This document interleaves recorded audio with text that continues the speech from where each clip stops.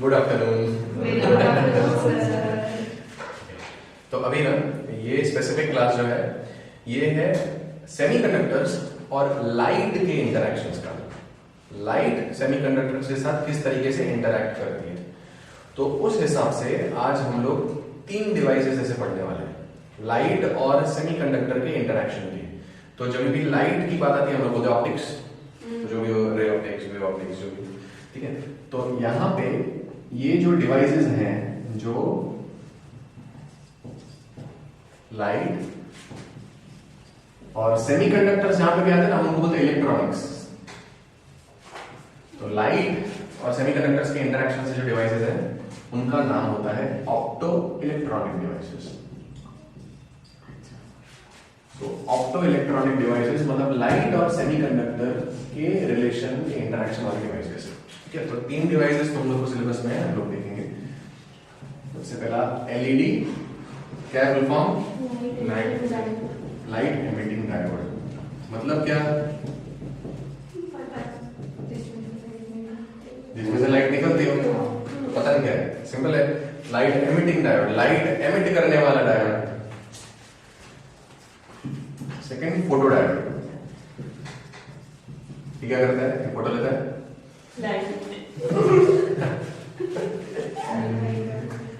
Sunlight वाला। क्या sunlight वाला? फोटोसिंथेसिस करता है। ये ऐसा सेमीकंडक्टर है जिसके अंदर फोटोसिंथेसिस, क्लोरोफिल कहते हैं। Light, so photo diode, so actually ठीक है, फोटॉन्स का डायोड के साथ इंटरेक्शन होगा। सो फोटो डायोड वो फोटो इलेक्ट्रिक इफेक्ट वाला डायोड है। फोटो इलेक्ट्रिक इफेक्ट पता है, लाइट पड़ेगी, इलेक्ट्रॉन्स निकलेंगे। So photo electric effect and electronics, इसको इलेक्ट्रिक आई भी बोलते हैं। इलेक्ट्रिक आई, इलेक्ट्रिक आई, थॉर, एंड गेम, थॉर को एंड गेम नहीं, इन्फिनिटी वॉर में इलेक्ट्रिक आई, ठीक है। सो वो फोटो डायोड है। एंड सॉर्ट ऑफ ना कैमरास के अंदर इसी तरीके के सेंसर्स होते हैं, ठीक है, ऐसे मिलते जुलते सेंसर्स होते हैं। तो cameras work on the principle, the sensor of the camera works on the principle of photo electric effect. तीसरा सोलर सेल्स, ये क्या होता है? सन, सोलर सेल क्या होता है? सन। बेटा तो सोलर सेल है, बेटा तो सोलर सेल है। तो सोलर सेल्स मतलब सन पावर्ड बैटरीज, ठीक है। सन आया, सन पावर्ड बैटरी का पावर।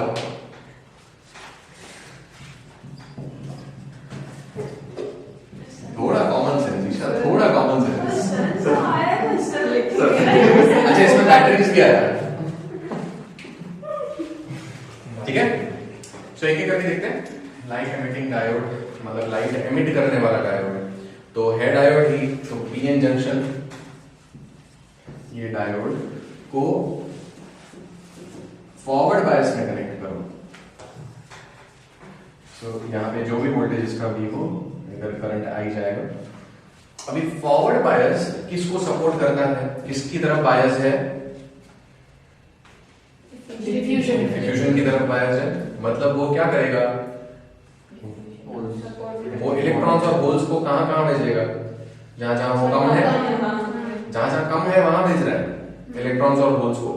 तो रिकॉम्बिनेशंस भी बढ़ेंगे, फॉरवर्ड बायस में रिकॉम्बिनेशंस भी बढ़ने वाले हैं। बट देन फिर वो सप्लाई कर रही है, बैटरी सप्लाई करते जा रही है, इलेक्ट्रॉन सप्लाई करते जा रही है और एक से इलेक्ट्रॉन्स निकाल देनी जा रही है, ठीक है। सो अगर हम लोग बैंड्स की बात करें, ये वैलेंस बैंड और ये कंडक्शन बैंड, तो जब हम बोलते हैं ना रिकॉम्बिनेशन हो, तो जब ये रिकॉम्बिनेशन हो मतलब एक इलेक्ट्रॉन कोवेलेंट बॉन्ड में चला गया, इसको रिकॉम्बिनेशन बोल रहे हैं। मतलब ये इलेक्ट्रॉन जो फ्री इलेक्ट्रॉन है, मतलब वो कंडक्शन बैंड में है, वो नीचे जंप करके वैलेंस बैंड में आ गया। सो रिकॉम्बिनेशन एनर्जेटिकली ऐसा हम सोच सकते हैं, रिकॉम्बिनेशन का होना मतलब फ्री इलेक्ट्रॉन का कोवेलेंट बॉन्ड में फिक्स हो जाना। ओके, अभी वो फ्री इलेक्ट्रॉन नहीं रहा है और वहां पे होल भी नहीं रहा है, तो अभी वो कंडक्ट नहीं कर सकता है। अभी वो वैलेंस इलेक्ट्रॉन है, सिर्फ एक वैलेंस इलेक्ट्रॉन है, एक normal valence electron which is not conducting electricity. Okay, तो मतलब इसने एनर्जी लूज की कितनी, जितनी एनर्जी गैप है, जितनी एनर्जी गैप है उतनी एनर्जी इसने लूज कर दी, इलेक्ट्रॉन की एनर्जी डिक्रीज हो गई, तो वो कहाँ गई, हो गई इलेक्ट्रोमैग्नेटिक वेव्स में।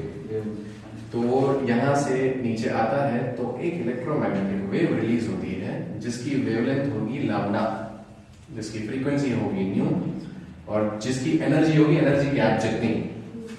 सो energy gap equals to hc by lambda करो, तो लैम्डा हो जाएगा hc बाय एनर्जी गैप।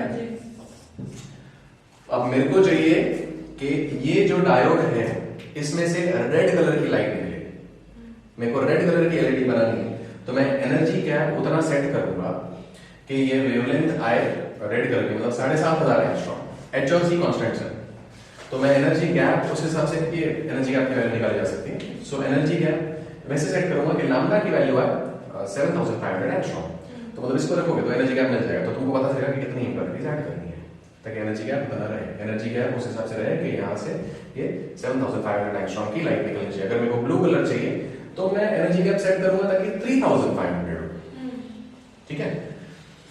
सो इस तरीके से हम लोग जो भी कलर चाहिए उसका लाइट ऑब्टेन कर सकते हैं। तो यहां से लाइट निकलेगी, तो इसके लिए ना इसका सिंबल ऐसा है। सो पीएन जंक्शन डायोड में से निकलती हुई वेवलेंथ दिखानी है। सो ये एक एलईडी का सिंबल है। ओके, क्लियर, ठीक है। अभी मेरे को खाली इतना बताओ कि ये एनर्जी गैप ब्लू लाइट के लिए बड़ी होगी या रेड लाइट के लिए बड़ी होगी? ब्लू के लिए बड़ी होगी, एग्जैक्टली, बिना सोचे समझे ब्लू के लिए बड़ी होगी। क्यों?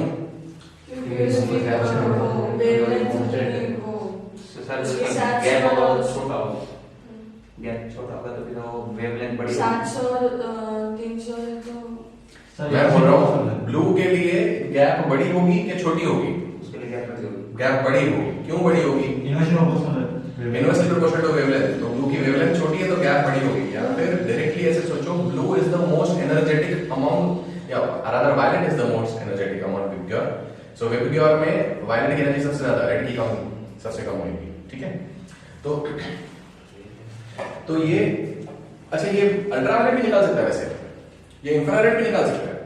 तो जो सिलिकॉन और जर्मेनियम, ये सिलिकॉन फास्फोरस या सिलिकॉन एल्यूमिनियम से जो बनाए हुए लाइट एमिटिंग डायोड्स है ना, उनमें से जो वेवलेंथ निकलती है ना वो विजिबल रेंज में नहीं है। तो जो गैस डिवाइसेस थोड़े पॉपुलर है, गैलियम आर्सेनाइड। गैलियम आर्सेनाइड का जो सेमीकंडक्टर है उसमें एनर्जी गैप उस हिसाब से सेट होती है कि वेवलेंथ 3500 से 7500 एंगस्ट्रॉम के बीच में, अलग अलग इम्प्योरिटीज का थोड़ा प्रोपोर्शन चेंज कर करके, ठीक है। तो usually light emitting diodes are formed from gallium arsenide, ठीक है। फिर अगेन इसमें फास्फोरस इम्प्योरिटीज ऐड हो सकती हैं, कैडमियम सेलेनाइड यूज कर सकते हो, कैडमियम आर्सेनाइड भी यूज होता है, but gallium arsenide is the most popular material for light emitting diodes. तो इसके लिए एलईडी डिवाइसेस को बहुत बार गैस डिवाइसेस भी बोलते हैं। सो गैस डिवाइसेस लंबा वाला, ठीक है। So gallium arsenide devices are popular for obtaining LEDs. Why?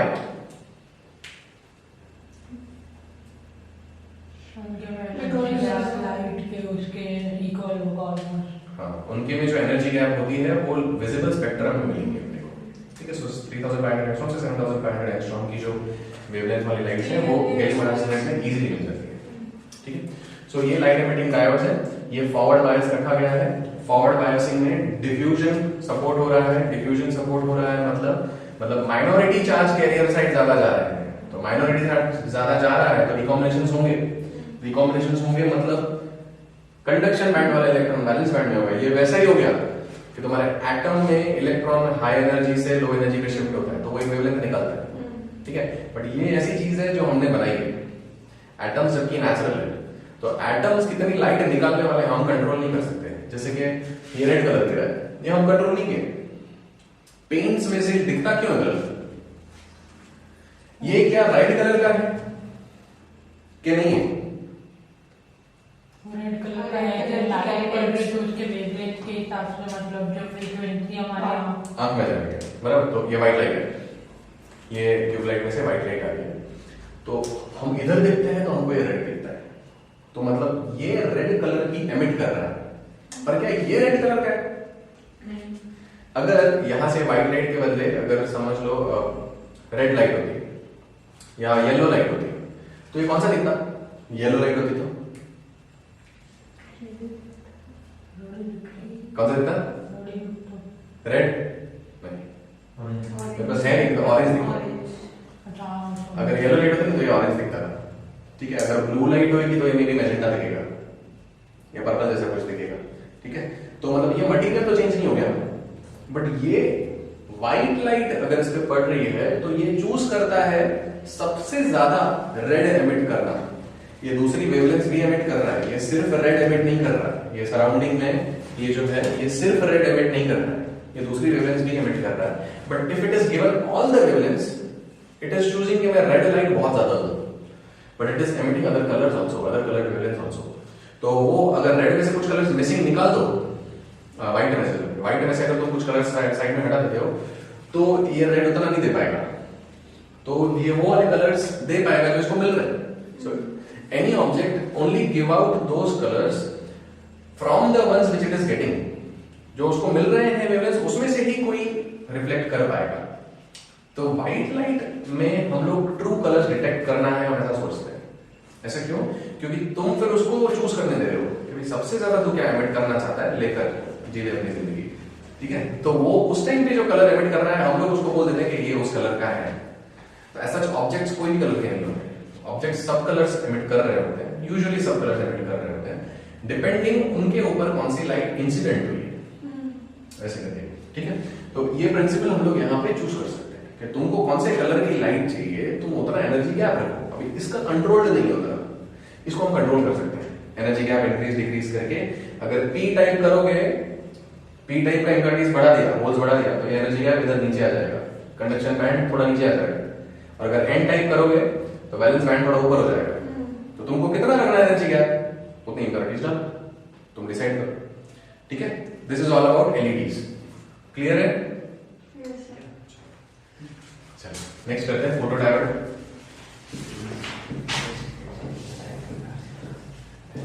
So photo diode में पहले तो मैं बायसिंग वगैरह बताऊंगा, अपन लोग उस पे पहुंचे नहीं। फोटो डायोड भी बायस्ड होता है, कैसा बायस्ड होता है मैं नहीं बताना चाहता हूं, ठीक है। So let's reach to that point कि कैसे बायस्ड होता है। अब फोटो डायोड का काम उल्टा है एलईडी से। एलईडी लाइट देती है, फोटो डायोड पता लगाता है कि लाइट आई कि नहीं, मेरे को लाइट रिसीव हो रही है या नहीं हो रही है, उस हिसाब से वो डिटेक्ट करता है। तो वो इसके लिए उसको इलेक्ट्रिक आई बोलते हैं, कि वो देखता है कि मेरे को लाइट मिली या नहीं मिली, उस हिसाब से वो सिग्नल्स देता है। अभी अच्छा, एलईडी डिवाइसेस यूजुअली कहां पे यूज होंगे? जहां पे अपने को सिग्नल्स देखने हैं, ठीक है। जैसे कि टीवी के रिमोट में अगर कुछ देखना है कि चालू है कि नहीं, तो वहां पे एक एलईडी होगी।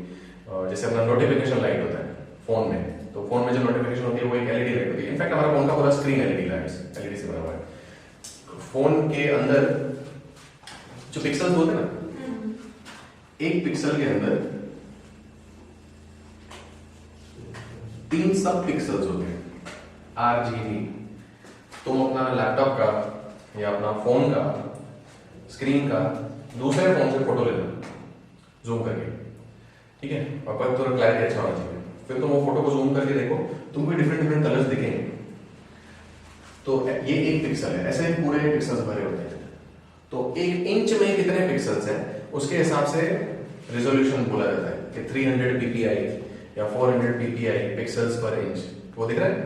हाँ देखो जूम करके, पॉइंट है ये RGB पिक्सल्स होते हैं, और ये इंडिविजुअल पिक्सल्स है। मतलब ये इंडिविजुअली हमारा जो स्क्रीन है वो कलर सेट कर सकता है। अभी सपोज एक रेड स्क्रीन दिखा है तो उसमें ये दोनों ऑफ होंगे पिक्सल्स, तो सारे पिक्सल्स का सिर्फ रेड सब पिक्सल चालू होगा अगर रेड कलर उसको शो करना है। तो अगर ग्रीन शो करना है तो ये दोनों बंद होंगे, और बाकी कॉम्बिनेशन सारे कॉम्बिनेशन इनसे बन सकते हैं। तो इनका इंटेंसिटी के हिसाब से, जैसे अगर रेड और ग्रीन करो तो कुछ येलो ऑरेंज जैसा कुछ मिलेगा। ठीक है, तो कितना ऑरेंज रखना है, ज्यादा रखना है तो रेड ज्यादा, अगर कम ऑरेंज रखना है तो रेड कम होगा। तो इनकी इंटेंसिटीज के हिसाब से ये डिटेक्शन होता है। बट अल्टीमेटली एक पिक्सल सिर्फ एक ही लाइट एमिट कर रहा है, उसी तरह से एक फोटो डायोड सिर्फ एक ही वेवलेंथ की लाइट डिटेक्ट कर सकता है। अभी तो हम लोग का जो पूरा स्क्रीन है it is LED screen, that is what is called LED screen, क्योंकि उसमें अंदर एलईडी डायोड्स लगे हुए हैं पूरे स्क्रीन में, ठीक है। अभी ये उल्टा है फोटो डायोड्स का, वो लाइट लेगा और करंट प्रोड्यूस करेगा। एलईडी क्या करता है, हम लोग उसको बैटरी लगा रहे हैं, करंट सप्लाई कर रहे हैं, तो ये अभी पीएन जंक्शन डायोड है और यहां पे एक एमीटर है। तो इसके ऊपर अगर कोई लाइट गिर रही है तो ये करंट चलाने लग जाता है। ऐसा हम लोग कहीं और भी देख चुके हैं, किसने? ये हमारा 11th में था, उसमें अभी 12th में ही था। 12th में भी, उसमें हम लोग बीच में लगाते हैं वैक्यूम ट्यूब। उसमें वैक्यूम ट्यूब कहाँ है? वैक्यूम ट्यूब एटम्स में एटम्स नहीं है। Photo electric effect, photo electric dual nature. Dual nature, हाँ। फोटो इलेक्ट्रिक इफेक्ट से होता है कि लाइट गिरी, इलेक्ट्रॉन निकला। हाँ। तो यहाँ पे यही हो रहा है। तो अगर अंदर देखें क्या प्रोसेस हो रहा है, तो अंदर ये सिलिकॉन बॉन्ड है, ठीक है, और ये पूरा कंप्लीट बॉन्ड। तो यहाँ पे अगर एक लाइट गिर रही है, अगर इसकी एनर्जी इतनी है, बॉन्ड एनर्जी से ज्यादा है, तो ये इलेक्ट्रॉन निकल जाएगा, ये इलेक्ट्रॉन निकल जाएगा, यहाँ पे एक होल और एक इलेक्ट्रॉन क्रिएट हो जाएगा। गिवन के ये जो इंसिडेंट लाइट है इसकी एनर्जी बॉन्ड एनर्जी से ज्यादा हो, या फिर एग्जैक्ट टर्म्स में इसकी एनर्जी वर्क फंक्शन से ज्यादा हो, तो the energy of incident light should be either equal to और greater than work function of the material. तो इसमें करंट खुद ही फ्लो करने लग जाएगा लाइट के गिरने से। इसके अंदर भी यही हो रहा होता है। अगर इस अच्छा यहाँ पे एनर्जी गैप के टर्म्स में बेटर समझ में आएगा। अगर ये जो लाइट गिर रही है, अगर इसकी एनर्जी गैप से ज्यादा हुई तो इसमें करंट चलने लगेगा और वो हमारा एमीटर डिटेक्ट करेगा। ओके, तो अभी काम क्या है इसका? करंट डिटेक्ट कर रहा है, तो क्या हम लाइट गिरेगी तो हम तो करंट डिटेक्ट करने बैठे हैं। तो इसको ना सिक्योरिटी सिस्टम्स में यूज किया जा सकता है, एंड वहीं पे यूज किया जाता है सिक्योरिटी सिस्टम्स में, नोट काउंटिंग मशीन्स में। वहां पे जैसे सपोज रात को तुम लोग को चाहिए कि यहाँ से हमारे दरवाजे से या हमारा कोई पर्टिकुलर घर के आंगन के एरिया से कोई पास नहीं होना चाहिए, या कोई पास हो रहा है, तुमको पता लगाना है कि कौन पास हो रहा है, तो ये यूज किया जाता है।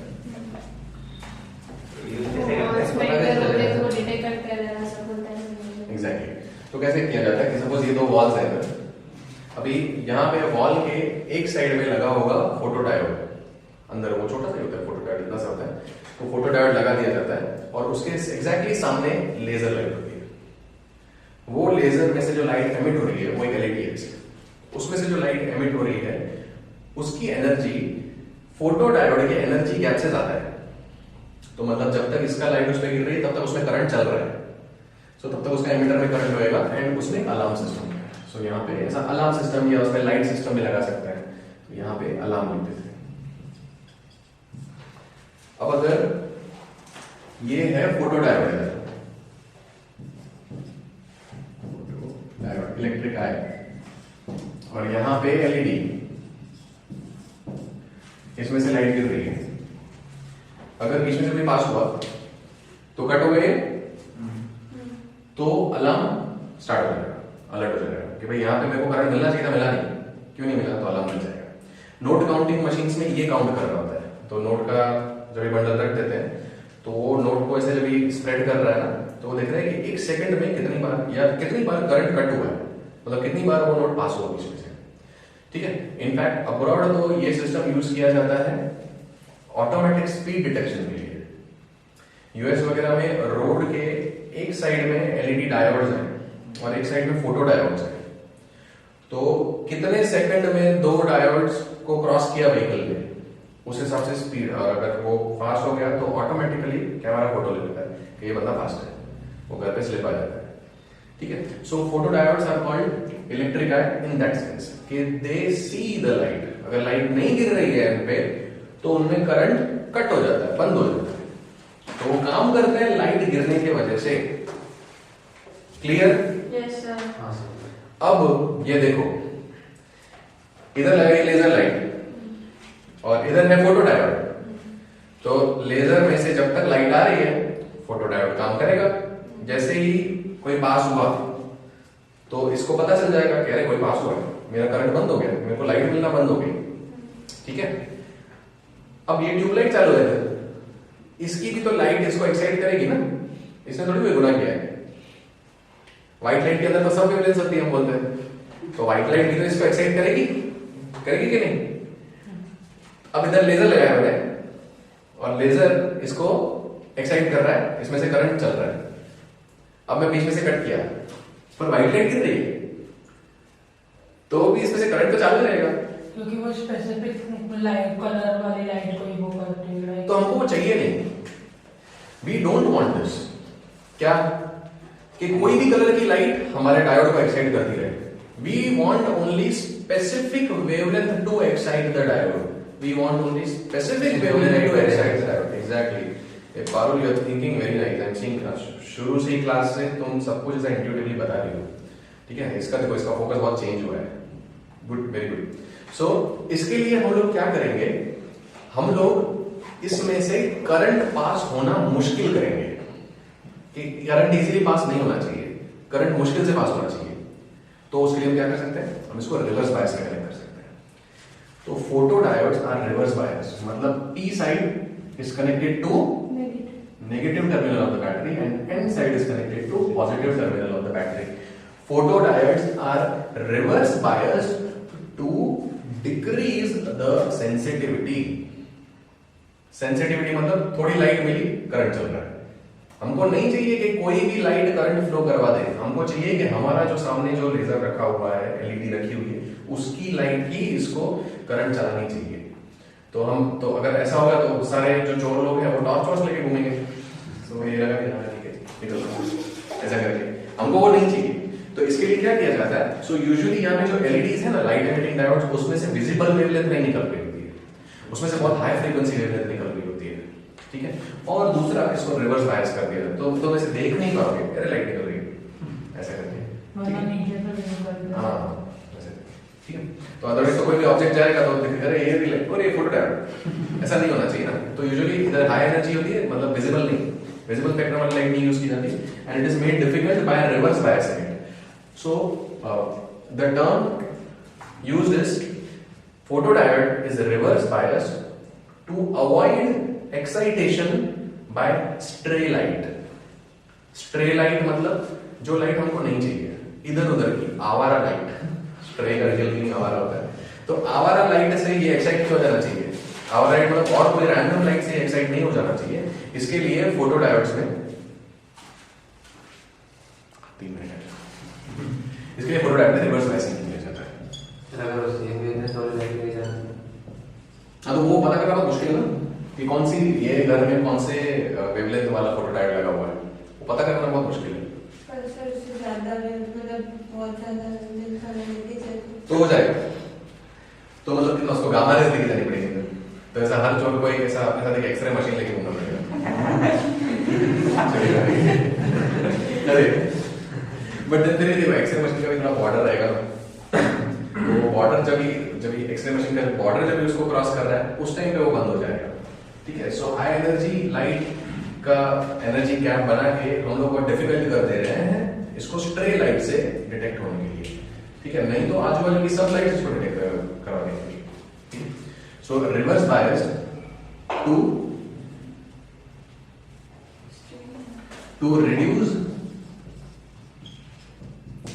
sensitivity, how so that stray मतलब unwanted light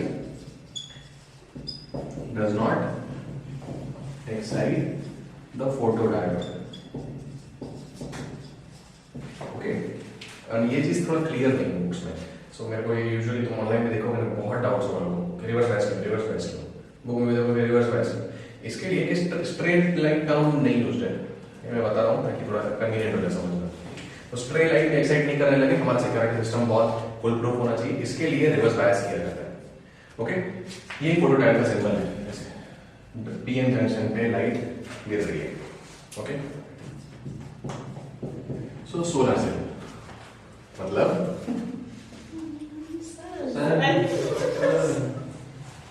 क्या होता है इसका सोलर सेल? आगे सन में से एनर्जी, सन पावर्ड बैटरी, सोलर सेल सन पावर्ड बैटरी, इसके लिए तो अभी ये कैसे काम करेंगे? सन पावर्ड बैटरी, इसमें से हमको सन को एनर्जी को यूज करके बैटरीज को पावर करना है, तो इसमें कुछ बायसिंग ही नहीं होगा, न रिवर्स बायस न फॉरवर्ड बायस, इसमें से हमको बैटरी चार्ज करनी है। ठीक है, तो ये सिंपल प्रिंसिपल है। ये होगा एनोड, मतलब पी टाइप, एनोड बोल सकते हो इसको, और नीचे होगा कैथोड, और बीच में होगा जंक्शन। जितना बड़ा जंक्शन उतना बेटर है, जितना बड़ा जंक्शन उतना इलेक्ट्रॉन्स इजीली फ्लो करेंगे लाइट के गिरने पे। और इनको कवर कर दिया जाता है ऊपर ट्रांसपेरेंट मटेरियल से। सो ये ट्रांसपेरेंट मटेरियल, और ये कैथोड के नीचे। ठीक है, सो एनोड और कैथोड रियली ऐसे कनेक्टिंग पॉइंट्स निकले हुए हैं। अब यहाँ पर लोगों को क्या चाहिए कि जो सनलाइट जो गिर रही है वो वैलेंस बैंड के इलेक्ट्रॉन्स को कंडक्शन बैंड में डाल दे। तो हमको एनर्जी गैप जितनी या एनर्जी गैप से ज्यादा की एनर्जी अगर गिरेगी तो सारे इलेक्ट्रॉन्स जो है वो कंडक्ट करने की कोशिश करेंगे, they will try to jump to the conduction band. ठीक है, और वो फिर यूज किया जाता है बैटरी को चार्ज करने के लिए।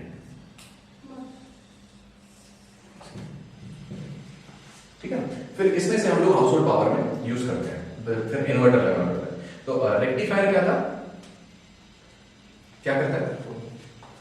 DC to AC. AC to DC. AC to DC, AC house hold supply, DC। Inverter rectifier का उल्टा, वो DC to AC कर देगा। ठीक है, तो जैसे कि हम लोग के घर में इन्वर्टर लगा हुआ है बोल रहे हैं हम लोग, मतलब वो बैटरी में एनर्जी स्टोर्ड है, इन्वर्टर के साथ बहुत बड़ी बैटरी लगती है, तो वो बैटरी में एनर्जी स्टोर्ड है, वो कौन सी है? DC है, DC है, बैटरी मतलब DC है। उनके घर वाले अप्लायंस जो है हमारे वो AC से चलने वाले, तो उसको इन्वर्ट करना पड़ता है। सो रेक्टिफायर और इन्वर्टर उल्टे। ठीक है, तो यहाँ पे बैटरी में स्टोर होगा एनर्जी और फिर इन्वर्टर यूज करके हाउस होल्ड सप्लाई हो सकता है। ठीक है, तो सोलर पैनल्स तो आज बहुत चल पड़े हैं। ठीक है ना, बहुत गांधीधाम आदिपुर में सोलर सेल्स के बहुत लोग कंपनीज खुलने लग गए। ठीक है, सो इसमें हम लोग को रिक्वायरमेंट है कि जितने ज्यादा इलेक्ट्रॉन्स जंप करें वैलेंस बैंड से कंडक्शन बैंड पे, जितने ज्यादा इलेक्ट्रॉन जंप करेंगे उतने फ्री इलेक्ट्रॉन ज्यादा मिलेंगे और ज्यादा करंट जा सकेगा। ठीक है, तो इसके लिए एम होता है कि इसका एरिया बहुत बड़ा हो।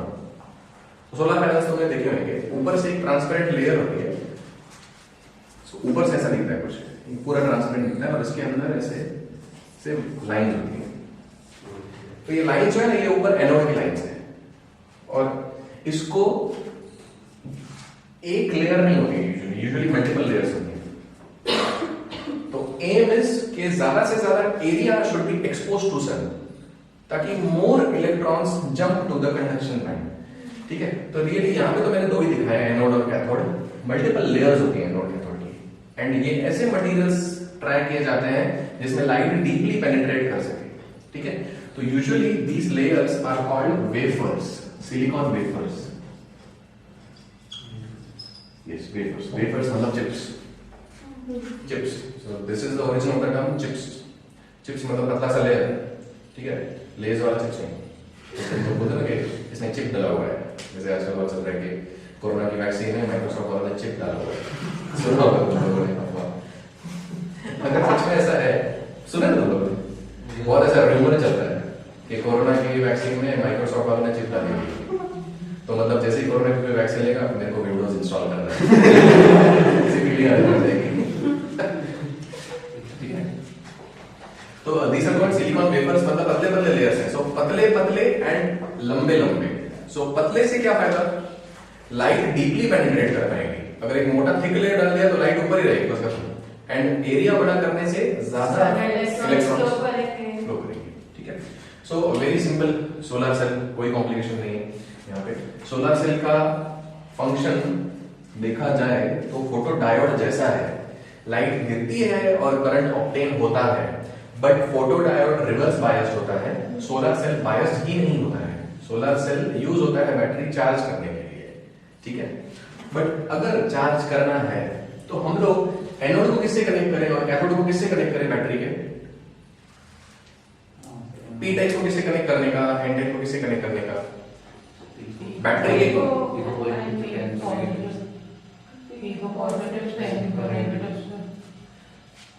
मैं डायग्राम बनाता हूं, मैं डायग्राम बनाता हूं, this will make this clear. देखो सोलर सेल के सिंबल के लिए ना एक पीएन जंक्शन डायोड पे एक सर्कल करके फिर लाइट में, अगर फोटो डायोड हो तो ये सर्कल नहीं है, सिर्फ ये लाइट आ रही है। सोलर सेल में सर्कल करना है just to differentiate between solar cell and photo diode, ठीक है। अभी हमको इसको बैटरी में कनेक्ट करना है ताकि बैटरी चार्ज हो सके, ठीक है।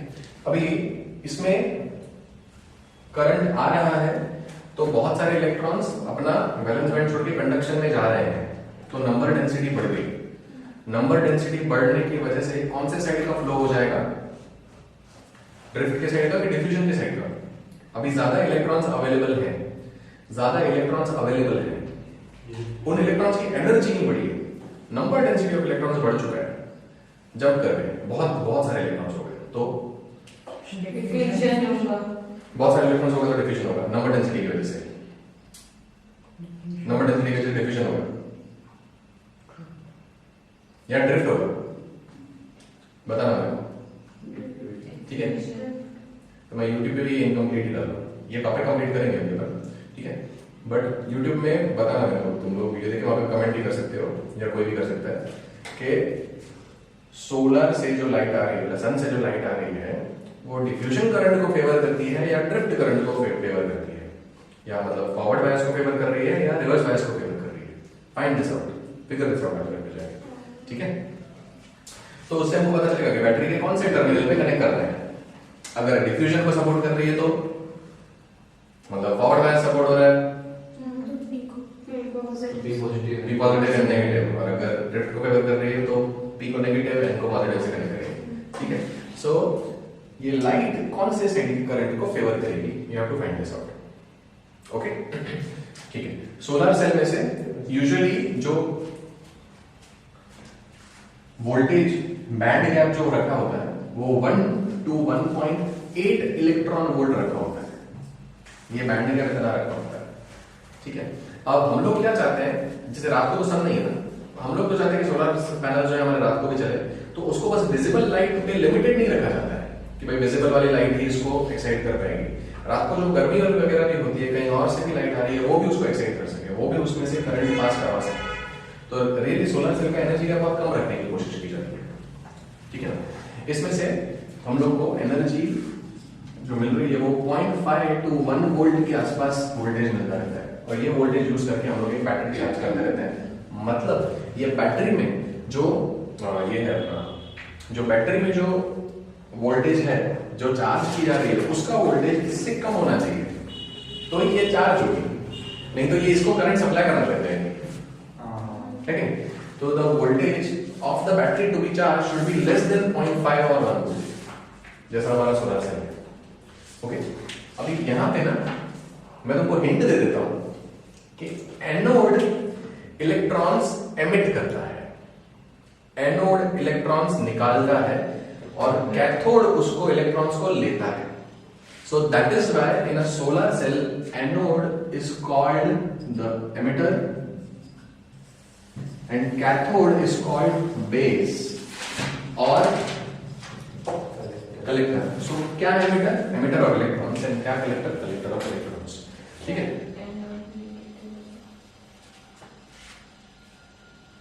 तो कैथोड नेगेटिव होगा, एनोड पॉजिटिव। नहीं बैटरी के किससे क्या कनेक्ट होगा वो क्वेश्चन है। तो साइड एनोड का ये क्या बोलते हैं इसको? पॉजिटिव। हाँ ठीक है, कैसे करके बताओ, चलो फिर मैं बोलता हूँ। एनोड वाली साइड नेगेटिव, एनोड वाली साइड नेगेटिव से कनेक्ट होगी, क्यों? क्योंकि वो इलेक्ट्रॉन्स एमिट कर रहा है, और कैथोड वाली सर कैथोड वाली नेगेटिव होगी। कैथोड क्योंकि ले रहा है अब